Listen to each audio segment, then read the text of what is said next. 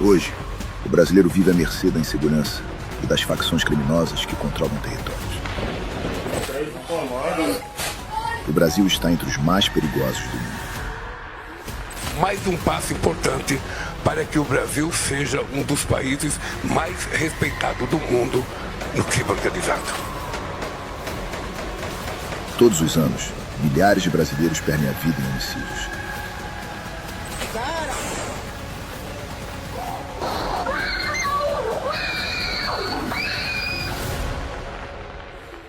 Eu não quero as Forças Armadas na favela brigando com bandido. Olha a vida do policial, levou um tiro na perna. O primeiro trimestre de 2026 registrou um recorde nos casos de feminicídio no Brasil inteiro. Quer bater em mulher? Vá bater em outro lugar, mas não dentro da sua casa. Sou bandido, eu sou, entendeu? O Brasil não apenas perdeu o controle dos territórios, mas virou a principal engrenagem do narcotráfico internacional. Os usuários são responsáveis pelos traficantes, que são, vítimas dos usuários também. O Comando Vermelho tomou 2 condomínios na Pavuna. Moradores dos 800 apartamentos serão obrigados a pagar uma taxa para o Comando Vermelho. Eu estou muito triste hoje com a notícia de que o secretário, um tal de Marco Rubio, disse que os nossos criminosos aqui são terroristas. Nossos criminosos aqui. Eu sei que rico não compra telefone roubado, mas eu sei que os pobres compram. Estamos cansados. O Brasil não pode mais viver refém do medo. É hora de retomar o controle do nosso país. Bom dia. Bom dia a todos. Obrigado pela presença da imprensa. Infelizmente, esse não é um vídeo produzido em Hollywood, não é um vídeo feito com inteligência artificial. Esse filme aqui é o filme da vida real de milhões de brasileiros que não suportam mais tanta tolerância com bandido, com criminoso, e de termos sentado na cadeira de presidente da República alguém que a todo momento sinaliza para bandidos e esquece das vítimas. E o final desse filme nós conseguiremos mudar a partir de 2027, com leis mais duras, com investimento pesado em segurança pública por parte do governo federal e com um Congresso Nacional alinhado com a presidência que tem essa mentalidade de proteger quem precisa, de estender a mão para quem precisa de ajuda e de fazer com que esses marginais sejam severamente punidos. Porque prisão, infelizmente, não é lugar de ressocializar ninguém. Prisão é lugar para que esse tipo de marginal perigoso fique preso. Prisão é lugar de punição. E nós vamos recuperar os territórios brasileiros que hoje são dominados por narcoterroristas, começando pelas cadeias, aonde o governo também não está mais mandando. E para a gente conversar um pouco rapidamente, apresentar daqui a pouco 12 medidas urgentes, que são as mais prioritárias, que temos que fazer logo no começo do governo. Eu quero convidar aqui para estar comigo hoje 2 especialistas que me ajudaram bastante a construir o que as senhoras e senhores viram aqui agora. Queria convidar para vir aqui comigo o governador Sérgio Moro, por favor, governador do Paraná. Também queria convidar aqui, senador pelo Estado de São Paulo, Guilherme Derrite.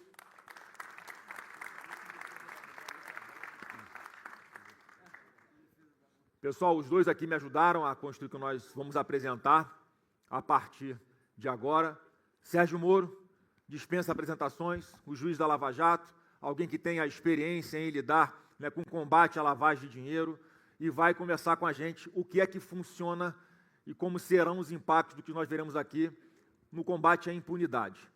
E da mesma forma, Guilherme Derrite, um policial, ex-secretário de Segurança Pública do Estado de São Paulo, que implementou várias medidas aqui, enquanto secretário, e que nós vamos também estender a todo o Brasil, e o Guilherme Derrite vai poder nos explicar como é que funciona mais detalhadamente isso. Então, quero convidar os 2 para sentarem um pouquinho aqui do meu lado, para começar a falar sobre as 12 medidas que vamos apresentar mais urgentes. Por favor, vamos começar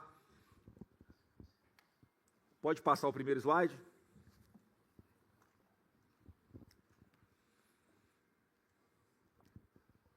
Item 1. Terrorista vai ser tratado como terrorista. Vamos declarar PCC, Comando Vermelho e milícias e todas as outras facções como organizações narcoterroristas. Eles serão perseguidos com força e inteligência para que os seus líderes sejam presos e os seus negócios ilícitos sejam asfixiados. Bandido armado com fuzil vai ser abatido pelas nossas forças de segurança. Vamos fazer convênios com estados e municípios para investir em armamento de alto calibre, inteligência e valorização dos nossos policiais. Quem vai voltar a mandar no Brasil será a lei. Nós temos um presidente que acabou de perder a grande oportunidade de fazer parcerias com outros países para combater os narcoterroristas de PCC e de Comando Vermelho especificamente. É a maior oportunidade que o Brasil já teve de fazer grandes acordos internacionais em tecnologia, em armamento, em inteligência, em trocas de informação, em asfixiar essas organizações narcoterroristas cujas atividades ultrapassaram os limites do Estado de São Paulo, do Brasil e da América do Sul. Só é possível combater e asfixiar esse tipo de organização narcoterrorista com cooperação com outros países. E o Brasil, já que o Lula não faz, porque não tem coragem, ou porque é incompetente, ou porque é cúmplice dessas organizações narcoterroristas, a partir de 2027, não apenas CV e PCC, mas também milícias e quaisquer outras organizações que tenham esse modo de operação, de dominar territórios, de impor o medo coletivo, de usar barricadas para impedir o acesso a serviços públicos às comunidades, polícia, ambulância, entregas em domicílio, que tocam fogo em ônibus, que atiram em inocentes, que estão passando no meio da rua, pessoas dentro do ônibus indo trabalhar, sendo alvejadas, como já aconteceu no Rio de Janeiro, por esse tipo de gente. Não dá para ter mais tolerância com esse tipo de marginal. E a partir de 2027, é assim que eles vão ser tratados, com a mão pesada e como organizações narcoterroristas. O próximo, por favor. Item 2. O crime do menor não é menor. O novo governo do Brasil vai apoiar e sancionar a redução da maioridade penal de 18 para 16 anos. E como tem uma PEC de minha autoria, a partir dos 14 anos de idade vai ser considerada a maioridade penal para os crimes chamados hediondos, os crimes mais graves, em especial como, por exemplo, estupro, tráfico de drogas, tortura, assassinatos. O Brasil não pode mais tolerar que marginais, escudados na sua idade cronológica, continuem praticando esses crimes tão violentos, tão chocantes, tão impactantes e destruindo tantas famílias brasileiras. O menor que comete crime como gente grande vai ser punido como gente grande. Item 3. Tropas de elite nas fronteiras. Hoje nós temos 16 mil quilômetros de fronteira seca aberta, o que significa, em média, um policial para cada 100 quilômetros. Esse liberou geral do Lula e do PT vai acabar. Nós vamos criar o Sistema Nacional de Fronteira, uma tropa de elite do Exército, da Marinha e da Força Aérea Brasileira, equipada com armas de guerra, inteligência e tecnologia, responsável por criar um paredão nas nossas fronteiras. Fuzis e drogas abastecem 100% das facções, serão interceptados por terra, pelos portos e pelo espaço aéreo. Nós vamos desorganizar o crime organizado, nós vamos asfixiar o crime física e financeiramente.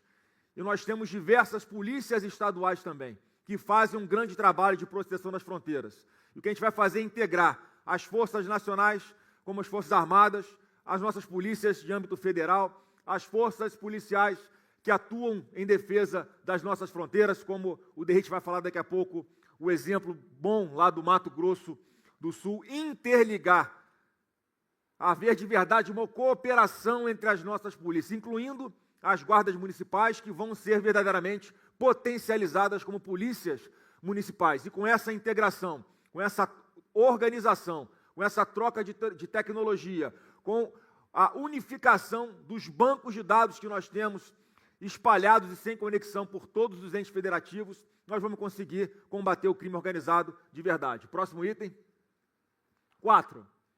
Mais presídios e menos bandidos soltos. O Brasil terá 5 novos presídios de segurança máxima no modelo adotado por El Salvador. Junto com os atuais 5 presídios federais, eles formarão um complexo federal de segurança máxima, para tirar o medo do cidadão e botar o medo no bandido. E esse programa vai se chamar, esses presídios vão se chamar Treva, exatamente para botar uma luz a favor do cidadão de bem e botar de verdade esses marginais perigosos, líderes de facções, nas trevas. Chefes de quadrilha e marginais de alta periculosidade serão tirados de circulação e isolados. Com isso, os bandidos vão deixar de controlar as facções criminosas dentro dos presídios, como ocorre hoje. Nós vamos recuperar esse território hoje perdido pelo Estado. Eles vão viver sem celular, sem visita íntima e com visitas monitoradas de advogados. Em parceria com os governos estaduais, vamos criar 500 mil de novas vagas no sistema penitenciário nos primeiros 4 anos de governo e zerar o déficit carcerário. Quem comete crimes graves vai entender que prisão é punição. E eu tenho a convicção de que a partir deste momento, em que nós mostrarmos para fora que quem cometer crimes graves, principalmente os cabeças dessas organizações narcoterroristas, vão ficar em isolamento, vão ter um tratamento de bandido, vão refletir que o mal que eles fizeram para tantas famílias brasileiras não vai se repetir, que ele vai mofar na cadeia. Eu tenho a convicção de que para fora a mensagem que vai passar é que o Brasil mais precisa. Nós vamos combater a impunidade, que é o grande combustível da violência no nosso país atualmente. Próximo.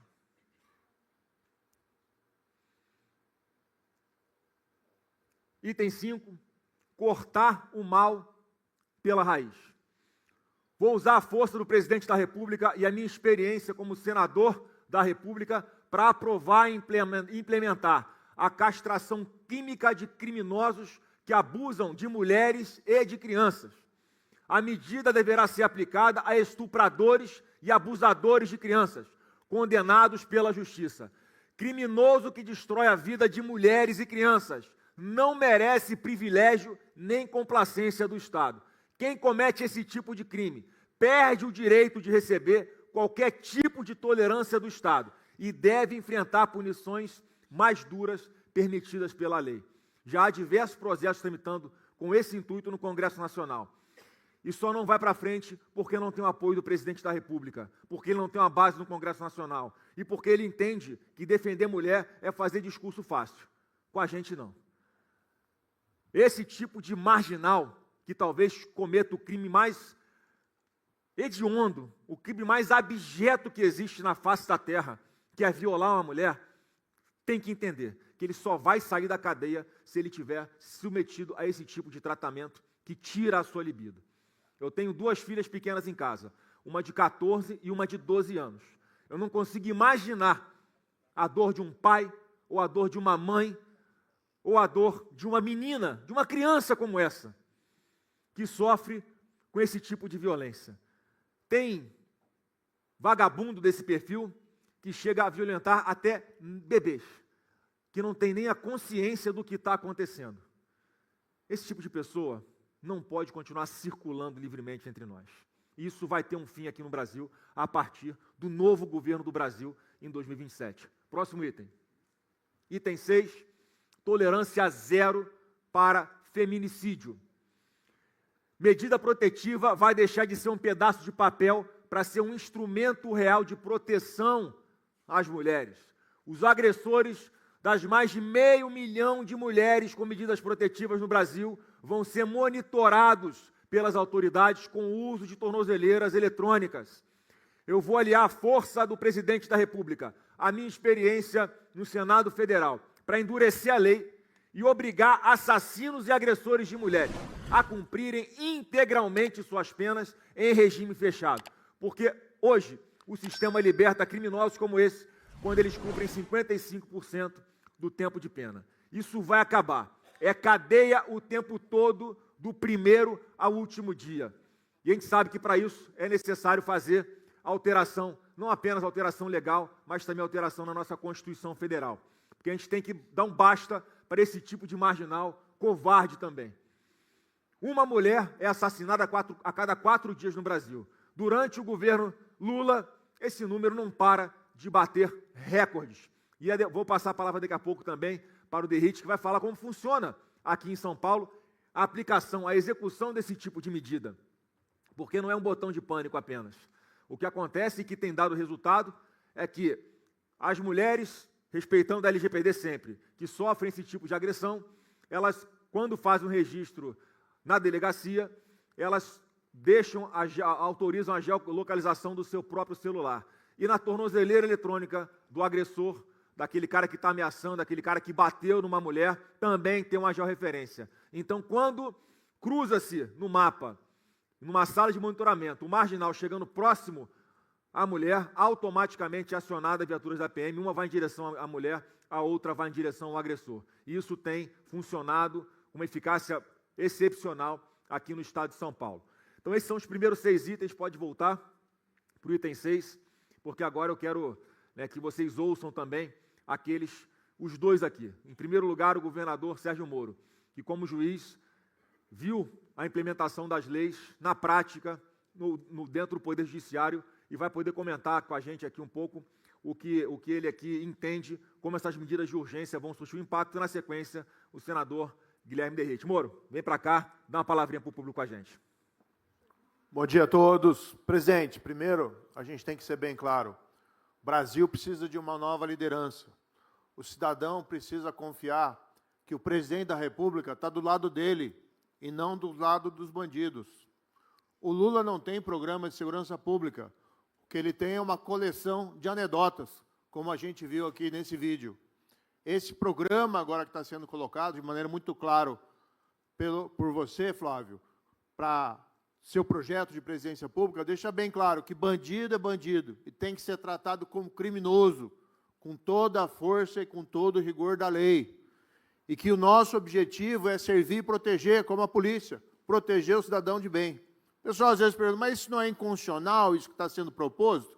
Eu digo o seguinte, inconstitucional é parte da população brasileira viver dominada por traficantes. Inconstitucional é o que fizeram aqui, Derrite, com o delegado Rui, que dedicou a vida dele ao combate ao PCC e foi assassinado. Inconstitucional é o cidadão sair na rua com medo de ser assaltado e transformar muitas vezes a sua casa numa espécie de fortaleza, porque tem medo de sofrer alguma espécie de atentado. Inconstitucional é a mulher viver com medo, mesmo aquelas que obtêm uma medida protetiva, ter uma proteção insuficiente por parte da polícia, porque a lei muitas vezes impede de monitorar de maneira adequada quem está utilizando uma tornozeleira eletrônica. Esses projetos são essenciais, é um ponto de partida importante, mas a questão fundamental é mudar o discurso. A liderança tem uma responsabilidade. Nós conhecemos essa experiência de El Salvador, um país infestado por quadrilhas, numa situação até muito pior do que o Brasil. Mas eles deram um jeito no problema da violência naquele país. A violência pode ser enfrentada, o crime pode ser enfrentado. Esse conjunto de propostas são essenciais para que a gente possa avançar. A pena, a prisão, tem que ser real, não pode ser ficta. Não adianta dar 40 anos de prisão e o indivíduo ficar 5 anos apenas de fato. As penas têm que ser reais. Temos que acabar com a progressão de regime no país. Temos que acabar com o programa de desencarceramento em massa, que é patrocinado pelo governo Lula, sob o disfarce do tal do programa Pena Justa. Nós temos que proteger as nossas fronteiras. Flávio, eu criei, no governo do seu pai, Centro Integrado de Operações de Fronteiras, lá em Foz, colocando a Polícia Federal, Polícia Estadual, a Polícia de vários estados, Receita Federal, todo mundo trabalhando junto, para ter informação, compartilhamento de dados, estava funcionando muito bem. Nesse governo isso foi paralisado, as atividades foram recentemente suspensas. Como foi suspensa, contingenciada a verba, orçamento do Exército para fiscalizar as nossas fronteiras. Esse projeto, esse programa de ações integradas, aqui proposto pelo nosso pré-candidato à presidência da República, Flávio Bolsonaro, tem condições de virar esse jogo. O Brasil não está fadado a ser um país violento. O país não está fadado a ter cidadãos que vivam com medo. Por isso, isso tem que mudar. Todas essas propostas aqui, nenhuma delas é inconstitucional, todas passam no plano de validade. Aliás, como foi dito, o próprio projeto de castração química, tem vários projetos estupradores já tramitam com essas pautas aqui. Tem projeto para tudo isso aqui tramitando no Congresso. Tem projetos tramitando, nós votamos a favor desses projetos, mas existe uma força da Presidência da República que impede que esses projetos se tornem lei, como foi o veto do Lula sobre o fim das saídas temporárias nos feriados dos presos.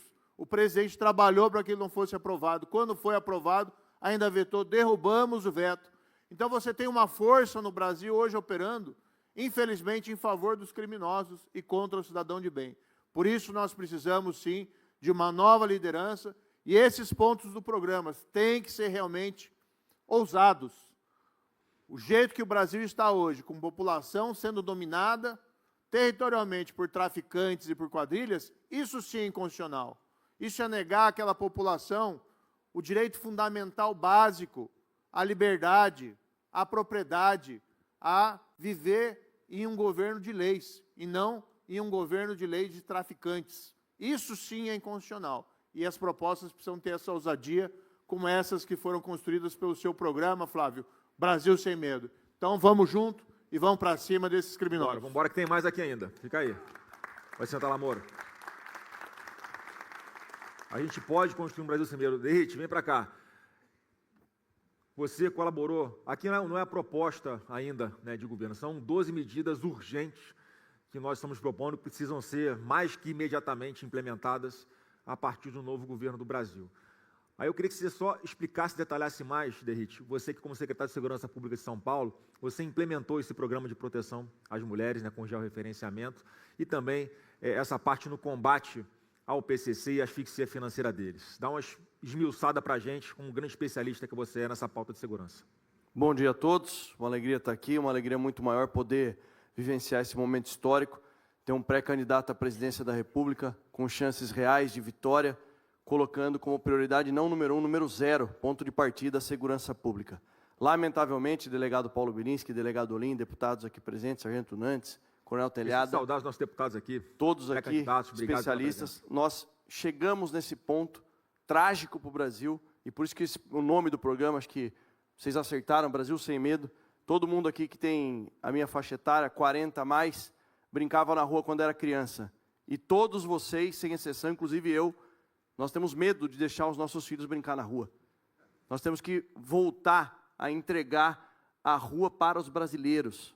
Todo mundo tem medo de ser roubado, medo do crime organizado, medo da cooptação. Ser assaltado dentro de um ônibus, num ponto de ônibus, na rua, né, o seu filho não sabe se volta do colégio. A gente não pode se conformar, continuar vivendo assim, Derrite.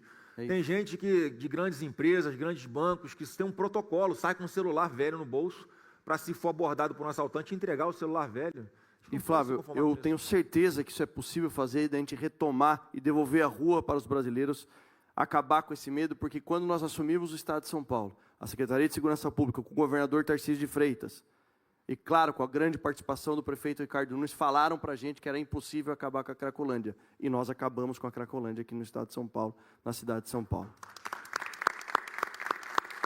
Os 2 pontos de relevância. Primeiro, um sistema real que funcione de combate às fronteiras.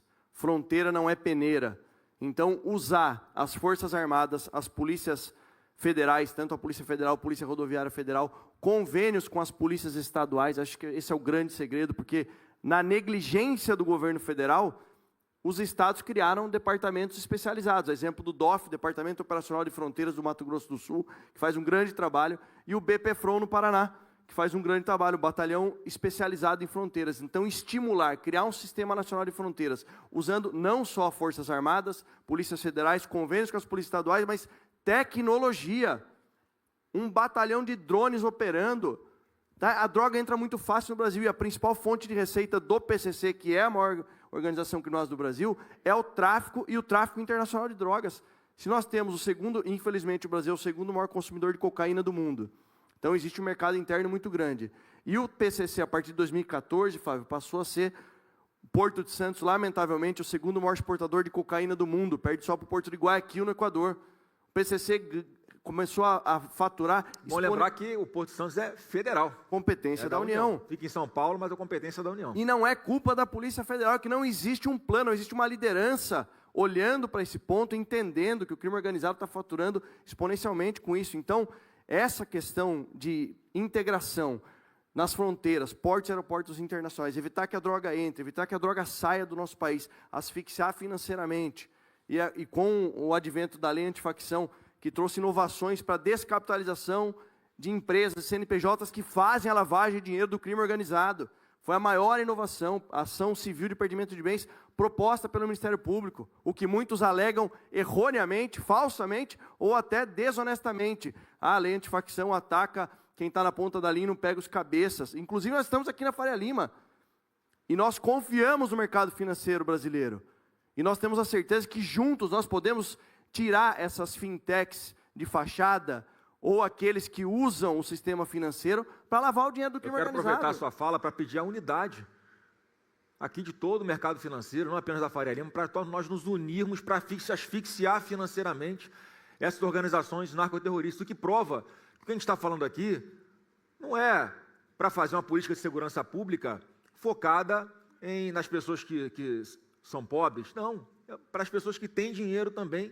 Tem que ter uma unidade, uma união de todos nós para combater todos os tipos de crime, onde quer que eles aconteçam. E, Flávio, só para linkar o item aí da fronteira, a droga, falando de Cracolândia, a droga vinha majoritariamente da Bolívia para a Baixada Santista. Na Baixada Santista ela fazia o refino, a mistura da droga, vinha para a favela do Moinho, onde era o bunker do PCC, por isso que foi uma ação multidisciplinar. Inclusive a Secretaria de Habitação teve uma participação fundamental na reta final. Do bunker ali do PCC, a favela do Moinho era distribuído para 78 hotéis e hospedarias, que foram adquiridos pelo PCC por conta da depreciação imobiliária, por causa do fluxo de usuários. Nós realizamos a Operação Downtown, a Operação Saúde e Dignidade, a Operação Downtown da Polícia Civil, do Dr. Saeg, depois a Operação Saúde e Dignidade. Descobrimos que os 78 hotéis e hospedarias usavam o CNPJ para lavar o dinheiro do tráfico da Cracolândia.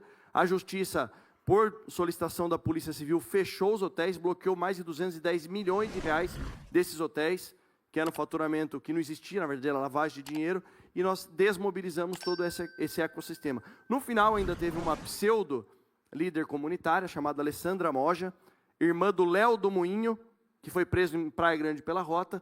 A irmã dele tentou mobilizar o movimento do Moinho Resiste, evitando que os moradores aderissem a um programa do governo do estado para receber gratuitamente uma casa, um apartamento do CDHU.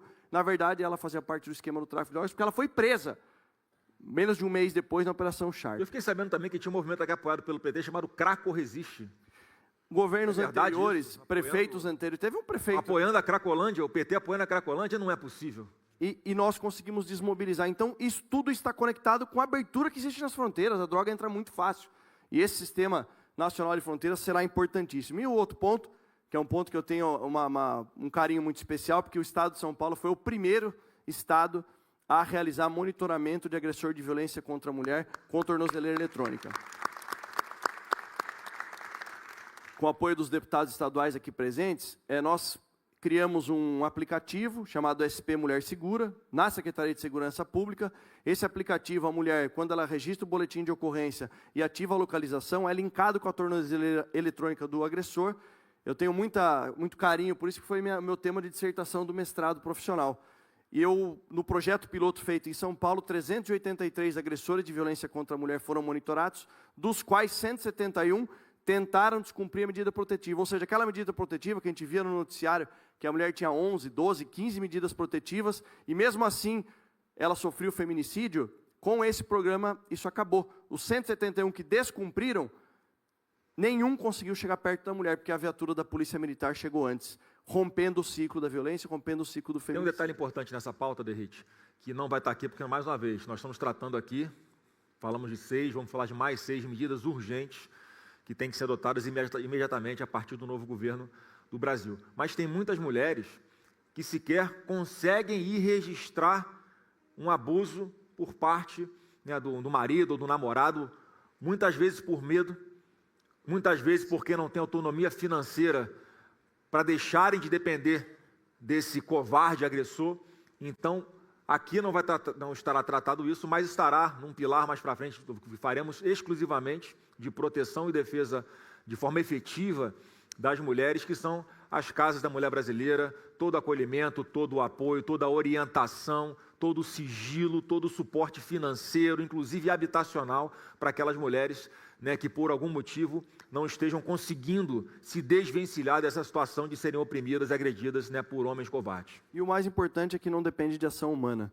Não desmerecendo os programas anteriores, como o botão do pânico, etc. e tal, que precisava de alguma ação humana da vítima ou de um terceiro para acionar a polícia. Isso já é linkado, usa inteligência artificial e a Central de Operações da Polícia Militar recebe o alerta toda vez que a medida protetiva é descumprida. Então, seguindo esse caminho, eu tenho certeza que nós vamos tirar esse medo que existe na população brasileira com tolerância zero contra o crime e acabando com a impunidade. Maravilha, obrigado, Derrite. Vamos dar continuidade aqui para a nossa parte final. O item 7, por favor. Acabar com a cocaína made in Brasil. Não plantamos coca nem produzimos cocaína, mas, sob Lula e o PT, o Porto de Santos se tornou um dos maiores exportadores de cocaína do mundo. Como o Derrite falou, o segundo porto que mais exporta a cocaína para o mundo. Nós vamos usar tropas especiais da Marinha para ocupar e monitorar de forma permanente os portos de Santo e de Paranaguá num primeiro momento. Traficante que resistir e enfrentar o Estado vai ser preso ou vai virar pó. Como foi dito aqui, fronteira não é peneira, seja por terra, por ar ou pelo mar, ou pelos rios, como acontece em especial na região da Amazônia. Então isso aqui é um programa que nós vamos sim. Como são áreas da União, é preciso haver essa integração das forças de segurança, das forças policiais e das forças estaduais, com o uso de tecnologia, com integração, como acontece em diversos portos no mundo. Tem portos, como lá na China, que você não vê um ser humano em toda a área do porto, porque é tudo automatizado, monitorado, e é possível, quando se quer, escanear esses containers e fazer ter todo o aparato tecnológico e recurso humano necessário para evitar que os nossos portos continuem, infelizmente, tendo essa marca, um porto brasileiro, o segundo que mais exporta cocaína para o mundo. Então, vamos também botar um ponto final nisso. Próximo item, item 8, menos verbo, mais verba. O novo governo do Brasil vai, no mínimo, dobrar os investimentos federais em segurança pública. O blá-blá-blá ideológico do PT não traz resultados práticos. Dados do Ministério da Fazenda apontam que o governo federal destina somente 0,4% dos seus gastos à segurança pública. Assim, fica difícil, de verdade, combater o crime. Quem tem que viver em paz é o cidadão de bem, não as facções do mal. Não se combate o crime há 4 meses de uma eleição com um discurso fácil e fazendo apresentação de PowerPoint, como faz o Lula e o PT, depois de 18 anos no poder, passando pano para bandido. Aproximadamente 17 bilhões de reais estão sendo destinados para a segurança pública por parte do governo federal. A nossa meta inicial é dobrar, mas com certeza, se houver necessidade, nós vamos ampliar isso, Moro, porque é importante o apoio financeiro, sim, como o Derrite colocou, financiamento para as polícias estaduais e municipais de esquadrões com drones, equipamentos de tecnologia, armamento. Agora, no próximo mês, eu vou estar lá em Duque de Caxias, onde a Guarda Municipal está sendo formada pelo prefeito Netinho Reis, com uma disciplina, com a tecnologia, com a capacitação para o uso de armamento, e vai fazer um trabalho integrado com a Polícia Militar do Estado do Rio de Janeiro. Então, não adianta o Lula, nas vésperas agora da eleição, anunciar um pacote de 10 bilhões de reais, que ninguém sabe como tem acesso, não tem organização de nada, ou seja, não vai funcionar. 10 bilhões de reais é menos do que só o Estado do Rio de Janeiro gasta em segurança pública por ano, é quase a metade. Quer dizer, esses 10 bilhões para o Brasil inteiro não sobe absolutamente nada. Parece apenas uma narrativa que ele quer contar para fora de que está fazendo alguma coisa pela segurança pública quando não está. Não à toa, em 2022, quando ele foi declarado presidente da República, os presídios ficaram em festa. O Brasil não verá essa cena de novo em 2026. Próximo item, por favor. Luz, câmera, prisão. Vamos implantar a Muralha Brasileira, um sistema nacional de reconhecimento facial integrado a bancos de dados criminais, inspirado no Smart Sampa da Prefeitura aqui de São Paulo. Quero dar os parabéns ao prefeito Ricardo Nunes por esse programa, né, que é fantástico, super bem avaliado. E também no Muralha Paulista do governador do governo do Estado, dando os parabéns aqui também ao governador Tarcísio de Freitas. Além de localizar foragidos e prevenir crimes, vamos vigiar portos, aeroportos e áreas públicas com mais de 1 milhão de novas câmeras espalhadas por todo o país. Bandido não vai ter mais aonde se esconder. Esse número de 1 milhão de câmeras, que a gente está sugerindo aqui inicialmente, há uma estimativa, né, Derrite, de que existam cerca de 4 milhões de câmeras em todo o Brasil, que são voltadas para as ruas, para as áreas públicas. E aqui eu estou me referindo não apenas àquelas que são financiadas e operadas pelas prefeituras ou pelos governos do Estado, mas também pela iniciativa privada, pelo comércio, pelos condomínios. E qual que é o grande pulo do gato aqui que falta hoje em dia? É a integração. Como o Derrite conseguiu fazer aqui com o apoio do governador Tarcísio, eles conectaram toda essa base de imagens, de dados, numa nuvem, esse arquivamento financiado pelo poder público, para que houvesse ali, de forma voluntária, havia uma adesão dos particulares que quisessem aderir, entravam na plataforma e autorizavam o acesso às câmeras que tinham as imagens voltadas para as ruas, nunca para dentro, né, da parte privada, porque isso feriria a LGPD. Mas com isso foi possível você aumentar muito essa grande área de cobertura dessas câmeras. Veja, com a iniciativa privada, com recursos privados e com o apoio e a organização por parte do ente público. E aí o cruzamento disso junto com os bancos de dados, com reconhecimento facial, verificando quem tem, por exemplo, mandado de prisão expedido, certamente nós criamos uma grande área de cobertura para evitar a impunidade. Quer falar, Derrite? Faça um comentário. Só para complementar, senador, para criar o programa Muralha Paulista aqui em São Paulo, eu fui para Nova York conhecer o Fusion Center da NIPD. E eles evoluíram muito depois do 11 de setembro. Lá, são mais de 77 mil câmeras só na cidade de Nova York, e a grande sacada deles lá foi o seguinte: 75% já existia, já era do privado. Como o senador pontuou aqui, estima-se que no Brasil nós tenhamos aí quase 4 milhões de câmeras de monitoramento espalhadas pelas ruas, só que elas estão dispersas. Não posso ter uma câmera e um homem, um ser humano olhando, necessidade de ação humana. A conexão do Muralha Brasileira é um sistema um software de inteligência artificial que vai confrontar com a nossa base de dados. Foi o que nós fizemos no Muralha Paulista. Convênio com o Smart Sampa, antes do convênio com o Muralha Paulista, porque quem detém a informação é o Estado de São Paulo, de procurados pela Justiça, carros roubados e carros furtados, é o Estado. Nós criamos o acordo, o convênio, todos os municípios praticamente assinaram. A cidade de São Paulo, com toda a infraestrutura, e temos que parabenizar o prefeito Ricardo Nunes, mas saiu de 30 procurados por mês, chegou a bater mais de 300 indivíduos procurados pela Justiça, capturados. Com isso, você vai retirando das ruas indivíduos perigosos que cometem crimes, que reincidem. Então, isso colocado e posto em esfera nacional, tenho certeza que vai reduzir muito a criminalidade no nosso país. Então, assim, já não estamos inventando nada. Estamos pegando a experiência de onde deu certo, e essa área de cobertura, em especial, são grandes corredores, né, de cidadãos, são locais de interesse turístico, locais como rodoviárias, aeroportos, estádios, ginásios, grandes praças, grandes áreas de circulação de comércio popular. Então, é possível, sim, a gente ampliar os olhos da lei sobre os criminosos. Próximo item. Item 10. Auxílio às famílias das vítimas, não dos bandidos. O novo governo do Brasil vai colocar a vítima em primeiro lugar. Os recursos hoje direcionados aos detentos vão ser redirecionados às famílias das vítimas, conforme recomendado pela ONU e por tratados internacionais dos quais o Brasil é signatário, embora Lula e o PT nunca os tenham cumprido.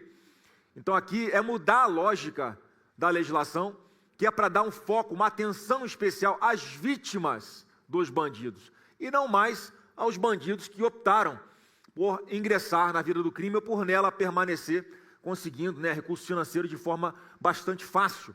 Então a gente não vai mais tolerar esse tipo de situação e nós vamos implementar também experiências, como eu vi lá em Santa Catarina, com o governador Jorginho Melo, em que aqueles presos que são de menor periculosidade, há uma parceria do sistema penitenciário junto com empresas para que possa haver a qualificação deles e para que eles, com o seu próprio trabalho, paguem a estadia deles nos presídios. Então, o povo brasileiro, o contribuinte brasileiro, vai parar de sustentar a hospedagem desses marginais nos presídios. Como é que funciona lá? E nós pretendemos aplicar a todo o Brasil. Uma parte vai para ele pagar a estadia dele, os custos que o Estado tem com a sua permanência lá, com o seu isolamento, com a sua prisão. A outra parte vai para a família da vítima ou a própria família do preso. E a outra parte fica guardada para quando esse preso sair, ele ter acesso a um dinheiro que está lá guardado para que ele tenha um novo início de vida e que ele tenha aí mais dificuldade ou tenha menos vontade de voltar para a vida do crime. Então, é possível sim, mas nesse caso, eu reforço, são aqueles criminosos de menor periculosidade. Criminosos de grande periculosidade é isolamento, é sem saidinha, é sem visita íntima, é contato com advogado monitorado e isolamento total para que parem de dar ordens de dentro dos presídios para levar o terror às ruas do povo brasileiro. Próximo item, item 11, sem desconto para a barbárie. Hoje, 4 em cada 10 presos soltos após o cumprimento da pena ou libertados por progressão de regime voltam a cometer crimes. Por isso, o novo governo do Brasil vai usar toda a sua força para acabar com a progressão de regime de quem comete crimes hediondos. Para isso nós precisamos mudar a nossa Constituição, vamos precisar de um Congresso, de um Senado, de uma Câmara integrada por parlamentares que nos apoiem nessas pautas. Quem tirar uma vida vai cumprir integralmente a sua condenação para proteger a sociedade e para que os bandidos entendam de uma vez por todas, antes de cometerem os seus crimes, que aqueles que desafiarem a lei vão mofar na prisão. No Congresso Nacional, o Derrite relatou o projeto de lei antifacção, que hoje é a lei antifacção, e nós aprimoramos na Câmara e também no Senado alguns gargalos, alguns ralos, melhor dizendo, que existiam por onde os marginais usavam essas brechas legais para conseguirem sair da prisão o quanto antes. Então, 2 coisas importantes que nós mudamos lá. Uma foi a audiência de custódia. Pelo texto atual da lei, o juiz, na hora de decidir quando alguém é preso em flagrante, se ele vai ter liberdade provisória ou se ele vai ser mantido preso, vai considerar uma espécie de habitualidade criminosa desse marginal. Então, aquele marginal que rouba celular todo dia, é preso e é solto na audiência de custódia no dia seguinte, ou às vezes no mesmo dia, e no mesmo dia ele é preso de novo pelas nossas polícias.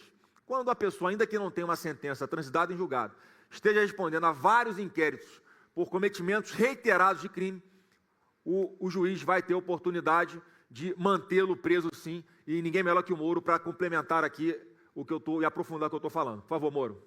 Eu relatei essa lei, presidente, e você votou a favor dela para restringir soltura em audiência de custódia. Precisamos que os juízes cumpram a lei. E precisamos ter uma autoridade do Poder Executivo que cobre do Judiciário, que faça a sua parte.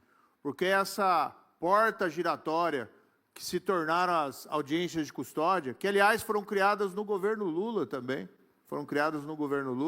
é intolerável, porque desmoraliza a polícia prende, a justiça acaba soltando e acaba, muitas vezes, deixando vulnerável o cidadão de bem. Porque ele, num dia furtado, às vezes até um crime, vamos dizer, um furto de celular, embora é furto, é crime, o cidadão encontra o mesmo autor do furto no dia seguinte na rua, e ele não entende o que acontece. E aqueles que minimizam o furto de celular, no dia seguinte aquilo vira um latrocínio, para roubar um celular seguido ali de morte.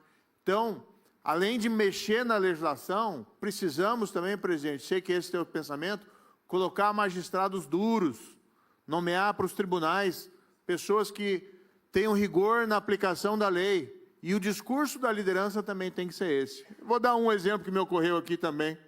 Tem a ver, com o PT, não? Hã? Tem a ver com o PT? Tem a ver com o PT. Dá para fazer uma pergunta aqui para todo mundo?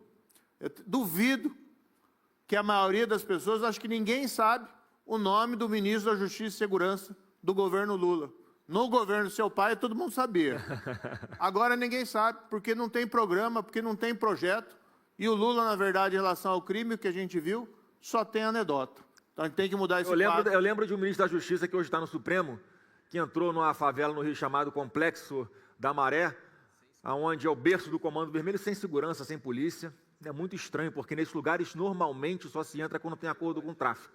E quando a mais alta autoridade do país na área de segurança pública, o ministro da Justiça, faz isso, olha a mensagem que passa para a tropa, né, amor? Você conseguiria entrar naquele lugar sem polícia? Olha, eu sou o único ministro da Justiça e Segurança Pública ameaçado pelo PCC no país, porque no governo do seu pai a gente teve a liberdade de ir para cima desses criminosos e isolar o PCC. Obrigado, Moro. E a outra parte que eu falei aqui, a segunda parte... Ô, Flávio, deixa eu interromper. Por favor, vamos embora. Não, isso tem que ser lembrado. Vem. Não, o ano de 2019 foi o ano que as lideranças do primeiro comando da capital estavam isoladas, claro, já contidas, principalmente no presídio de Presidente Venceslau, na Penitenciária 2, mas foi naquele ano que o ministro da Justiça e Segurança Pública recebeu nos presídios federais e isolou e fez com que houvesse a neutralização, a desarticulação dos líderes, de Marcola. Tem que ser falado isso. Foi graças na época, ministro Moura, presidente Bolsonaro, que os líderes do PCC foram isolados. Foi nessa época que veio a público aquele áudio, em que, quando chegou o presidente Bolsonaro, um marginal, não lembro quem era, no Marcola, falou assim que com o PT nós tínhamos um diálogo cabuloso, agora nós não tem mais com o Bolsonaro. Foi isso? Foi isso. Foi monitorado isso e, de fato, era um governo no qual o crime organizado estava na defensiva, que é exatamente o oposto do que a gente vivencia hoje. E tem que ter rigor mesmo. Foi naquela época que a gente começou a monitorar as conversas dos advogados dos presídios. E tem que fazer, porque de lá de dentro vinha ordem para matar policial, vinha ordem para matar juiz, vinha ordem para matar o cidadão e incutir terror, inclusive nas comunidades mais pobres. Tenho certeza, presidente, que com você lá na cadeira, o discurso e a prática vão voltar a ser o que eram antes desse governo leniente com a criminalidade. Com certeza vamos trabalhar muito para libertar as pessoas que moram nessas comunidades mais pobres, desses marginais que impõem um verdadeiro governo paralelo e o terror à vida dessas pessoas. Então o ponto é mudar a Constituição para a gente ou acabar, ou reduzir, ou aumentar bastante o período de cumprimento de pena para que tenha direito a algum benefício como progressão de regime. E a outra coisa que eu acho muito importante, que mais uma vez existe projeto no Congresso Nacional, que o novo governo do Brasil vai apoiar, é desfazer o que fez Dilma Rousseff. Foi nesse governo que eles, com a sua política de desencarceramento, eles mudaram o período mínimo para início de cumprimento da pena em regime fechado. Traduzindo, antes do governo Dilma, uma pessoa que fosse condenada a 4 anos de prisão ou mais, começava a cumprir a sua pena em regime fechado. O que o PT fez? Passou isso para 8. Então, a partir de um governo do PT, quem fosse condenado a 8 anos de prisão é que começaria a cumprir o seu a sua prisão em regime fechado. E aí diversos crimes que são graves hoje, como milícia, os milicianos começaram a ser condenados a 4, 5, 6 anos de prisão, portanto, nem ficando preso, já inicialmente começando a cumprir as suas penas em regime semiaberto ou até aberto muitas vezes.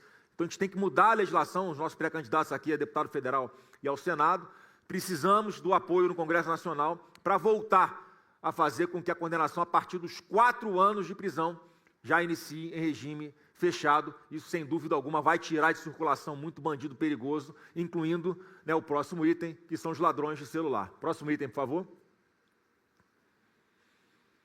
Quem não entrar na linha vai ser desligado da sociedade.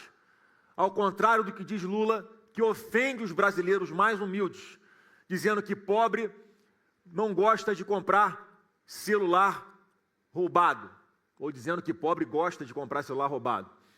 Pobre compra parcelado em 12 vezes, não é que compra celular roubado, não. Compra parcelado porque não consegue pagar à vista, porque são pessoas honestas e trabalhadoras, não são bandidos, receptadores, não, Lula.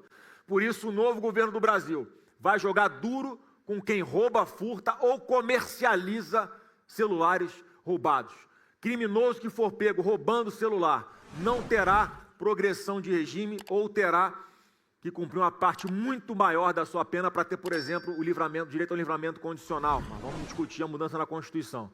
Quem furta ou revende um aparelho fruto de crime vai ter a pena inicial quadruplicada, também sem benefícios. Muitos brasileiros perdem a vida em roubos de celular. Vamos acabar com essa indústria do crime e do assassinato que Lula e o PT decidiram proteger. Aqui é mais uma alteração legal muito importante que nós vamos ajudar a ser aprovada no Congresso Nacional. Hoje, o furto de celular ou a receptação de celular, né, ou seja, a venda de um celular que tem origem ilícita, a pena mínima é 1 ano de detenção. Portanto, você não vê as pessoas que furtam celular sendo mantidas presas. E aqui tem um detalhe técnico que não é pequeno, é importante, porque a gente está acostumado a falar, o povo entende, roubo de celular. Não existe um tipo específico de roubo de celular. O roubo de qualquer bem tem a pena inicial de 6 anos de prisão. Então, quem rouba um celular, o que é um roubo, gente? É mediante grave ameaça ou mediante uma violência. É aquela arma na cabeça para roubar o celular.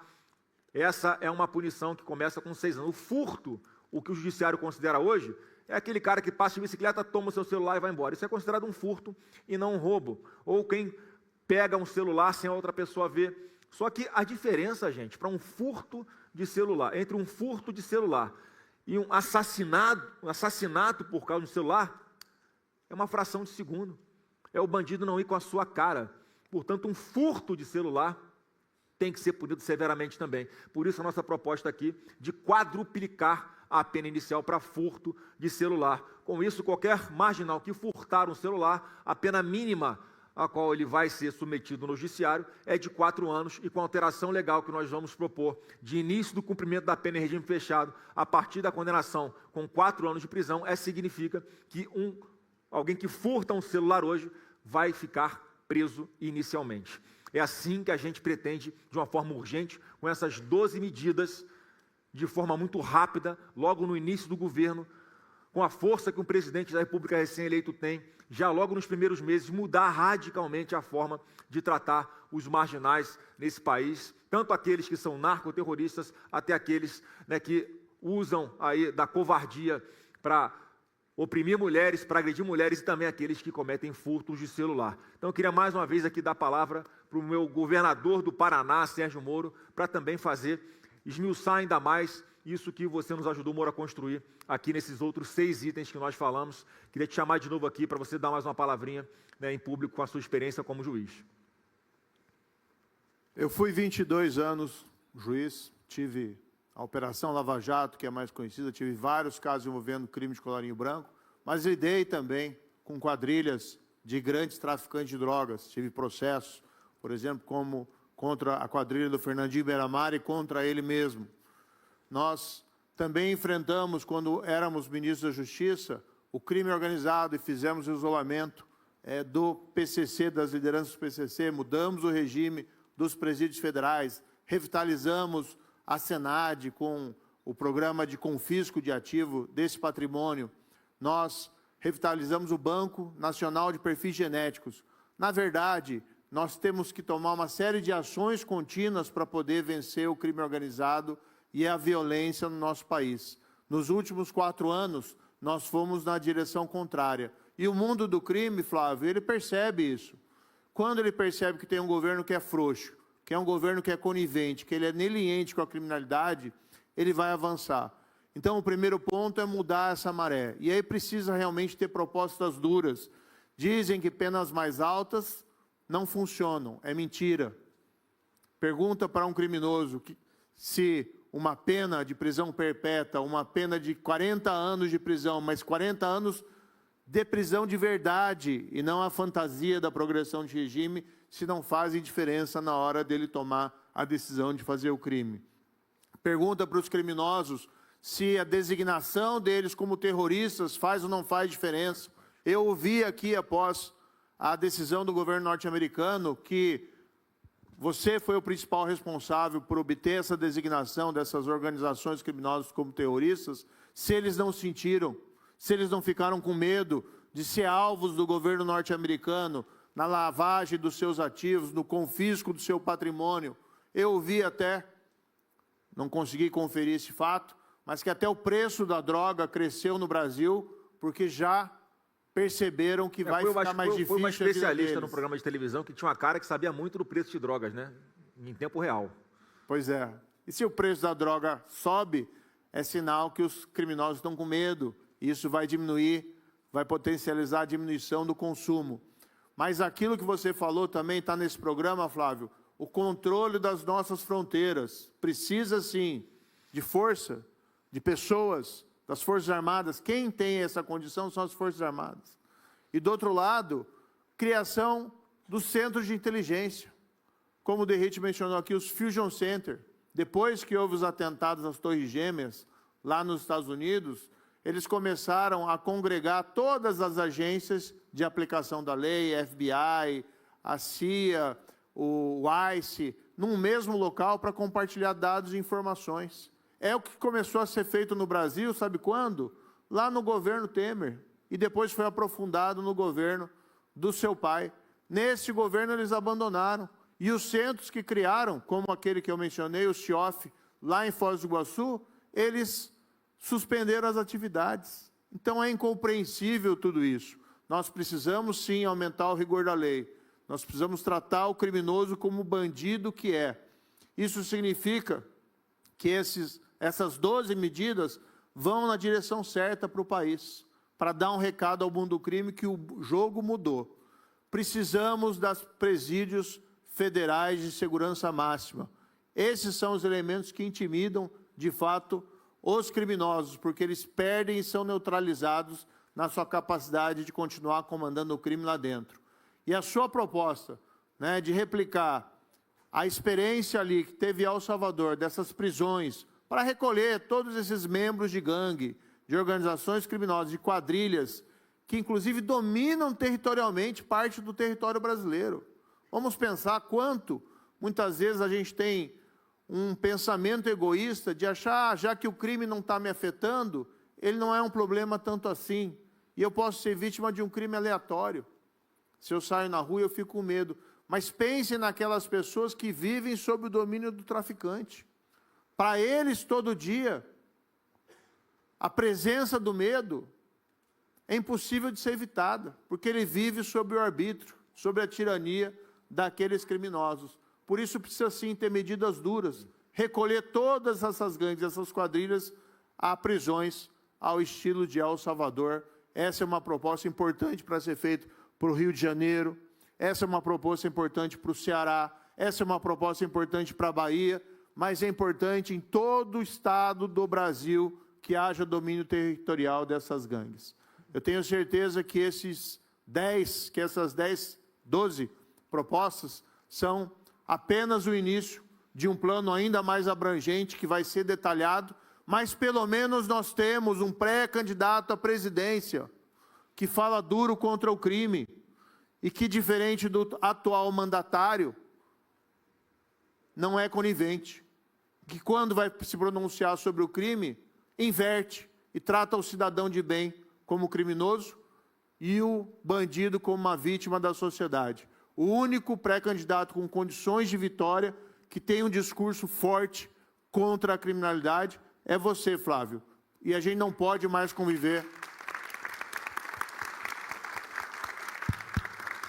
A gente não pode mais conviver com 4 anos do avanço do crime organizado e da violência nesse país. Então, obrigado, Moro. Vamos Pode ficar com a gente no palco. Daí a gente vem para cá para você fazer essas considerações aqui também. Porque, de verdade, eu não apenas no discurso, Moro, eu me elegi deputado a primeira vez aos 21 anos de idade. Já no meu primeiro ano de mandato, eu fui presidente da Comissão de Segurança Pública da Assembleia do Rio de Janeiro. Sempre atuei em defesa das nossas polícias, sempre atuei com alterações legais e apoiando aos verdadeiros policiais, os verdadeiros heróis que colocam as suas vidas em risco por nós. E hoje, após aí quase 24 anos de vida pública, onde é que eu estou? Presidindo a Comissão de Segurança Pública do Senado e tendo a honra de ter como vice-presidente alguém do tamanho de Sérgio Moro lá no Senado Federal. Então, pode ter certeza que é o que eu acredito. E aqui, como você colocou, são apenas as 12 medidas emergenciais, mais urgentes, que precisam ser implementadas imediatamente, não apenas o que está escrito, mas o que nós falamos aqui também. Derrite, com a sua experiência aí também, aprofunda um pouco sobre esses últimos 6 itens que nós colocamos aqui. Olha, presidente, eu fui 16 anos oficial da Polícia Militar do Estado de São Paulo, uma boa parte desse período trabalhando na rota, tropa de elite aqui, combatendo o crime organizado. Tive a honra de ter o melhor comandante da história, que está aqui, o Coronel Telhado, comandante da rota. Graças a ele eu tive essa oportunidade de servir lá. Depois, 8 anos agora como legislador, como relator do fim da saída temporária de preso, relator do marco legal do combate ao crime organizado, a lei antifacção, e tive a maior experiência profissional pessoal da minha vida, 3 anos secretário de Estado de Segurança Pública do maior estado da Federação. Então, isso que foi colocado aqui é um sonho que vire realidade, porque independente de todos os crimes que nós falamos, os mais bárbaros, estupro de crianças, feminicídio, tráfico internacional de drogas, todos eles são fomentados por uma coisa chamada impunidade, a certeza da impunidade. O que permeia todos esses crimes é que o criminoso no Brasil, ele não tem a dúvida, ele tem a certeza da negligência da lei, da fragilidade da lei, por isso que ele continua a vida delituosa. Gary Stanley Becker, economista norte-americano, escreveu em 1968 a Teoria Econômica do Crime. Ele fez uma análise econômica, recebeu o Nobel em 92 por essa obra. Ele fala o seguinte, que a atividade criminosa é uma atividade econômica como outra qualquer, relacionadas a custos e benefícios. Então, num país onde você tem, em primeiro lugar, audiência de custódia, criada por resolução do CNJ, na minha visão, ultrapassando seus limites constitucionais, fazendo a função do Congresso Nacional, que, aliás, tinha como presidente o ministro Ricardo Lewandowski, que comemorou inúmeras vezes o índice de soltura da audiência de custódia. Olha que loucura isso. Em alguns estados, o estado do Rio de Janeiro, presidente Flávio, tem uma média de 60% de liberação das audiências de custódia para alguns crimes. O estado mais desafiador... Só falar mais um dado que é importante aqui, só para que todos tenham ideia de como é que essa audiência de custódia é uma porta giratória de marginal. O Rio de Janeiro tem 43 mil presos. Sabe quantos marginais são presos por ano só pela Polícia Militar do Estado de Janeiro? 46 mil. Em flagrante. Fora os mandados de prisão em aberto. Você imagina se não tem muito vagabundo solto pela rua e que tem que ser preso para ser retirado do convívio social? Então eu faço um desafio aqui para se alguém acertar. Quantos criminosos foram presos em 2023, 24 e 25 no estado de São Paulo? Somado tudo? Os 3 anos. Contando o PT? Foram mais de 608 mil presos em 3 anos. E por que nós não estamos vivendo no local mais seguro do planeta? O estado de São Paulo aumentou exponencialmente a prisão, mais de 40 mil armas apreendidas. Olha que loucura isso. Por que a gente não está no local mais seguro do mundo? Em uma operação no Rio de Janeiro, em um dia, 130 fuzis foram apreendidos. Olha o país que nós estamos vivendo hoje. Porque é a porta giratória que... Fala-se essa política de... O PT governa o país, nos últimos 23 anos, ele governou por 17. Política de desencarceramento, de afrouxar a legislação penal, passar a mão na cabeça de bandido, dar recado para que os bandidos continuem se sentindo estimulados. É por isso que o Brasil está desse jeito.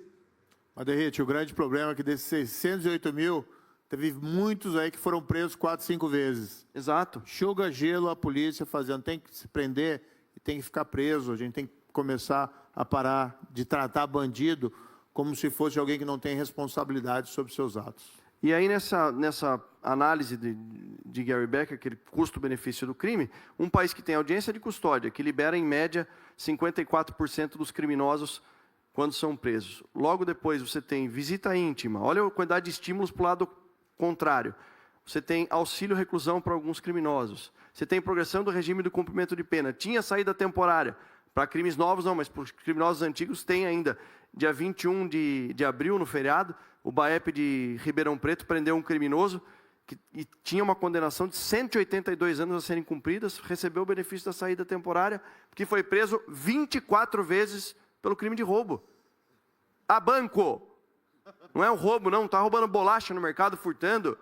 Nós tivemos ontem, Flávio, lamentavelmente, um latrocínio de um policial militar da reserva, do sargento Saraiva, o cabo Saraiva do 4º BAEP. Um dos criminosos que cometeu latrocínio contra ele, aliás, quero registrar aqui, parabenizar a Polícia Civil do Estado de São Paulo, o delegado Olinda, o doutor Bilinski, vocês que fazem parte, porque prendeu em menos de 12 horas um dos criminosos. Mas o outro criminoso que está foragido foi preso 3 vezes por roubo e 1 vez por tráfico. Nós temos que acabar com a impunidade no país. O indivíduo que é preso, condenado a 12 anos, tem que ficar 12 anos preso. Só para lembrar, Derrite, quando nós aprovamos o fim das saidinhas temporárias, demos o nome dessa lei de Lei Sargento PM Dias, um policial militar do estado de Minas Gerais que foi assassinado por um marginal desse que não tinha saído durante esse benefício e não havia voltado para a cadeia. Então, a gente tem que acabar também com esse grande incentivo, esse grande combustível para o cometimento de crimes que marginais perigosos já provaram, né, que acabam reincidindo em grande parte das vezes. Presidente, quero propor a 14ª medida. Obrigado. Porque a 13ª, vamos pular uma. Importante. Ou vamos colocar a 13ª para combater a corrupção daí. Pode ser. Aí pode é temático, né? A 14ª, vamos pensar copiar aquela legislação de 3 condenações, você está fora. É 40 anos. Né? Eu acho que é uma boa medida. Vamos lá, o Congresso Nacional já está convocado aí para aprovar. E com todo respeito a quem acha que isso é um exagero, pergunta para a população. 88% da população que vive nas comunidades aprovou a Operação Contenção porque não aguenta mais. E só tem um pré-candidato e futuro presidente, se Deus quiser, que tem capacidade e coragem para fazer o que precisa ser feito, para que a gente tire o Brasil desse medo. E essa pessoa, esse líder é o senador e futuro presidente Flávio Bolsonaro. Obrigado, Derrite. Obrigado, Moro. Gente, mais uma vez, partindo aqui para o nosso encerramento, aqui são 12 medidas urgentes, emergenciais, vitais, que já no começo do novo governo do Brasil sejam implementadas em parceria com o Congresso Nacional, usando a força de um presidente da República recém-eleito, que nós vamos redirecionar drasticamente o combate à violência no nosso Brasil. E, como eu disse há poucos dias, esse plano aqui é uma péssima notícia para o PCC, para o Comando Vermelho e para o PT, que hoje está tendo um dia pior ainda, porque o PT da Bahia acaba de ser implodido pela Polícia Federal com a operação contra o líder do governo do PT no Senado Federal, Jacques Wagner. Isso é um alento de que a impunidade vai ser combatida e, como nós sempre dizemos, o cerne de todo esse problema era o PT da Bahia e agora começa a vir à tona. Então, um péssimo dia, Derrite, um péssimo dia, Moro, para o Comando Vermelho, para o PCC e também para o PT. Bom dia a todos.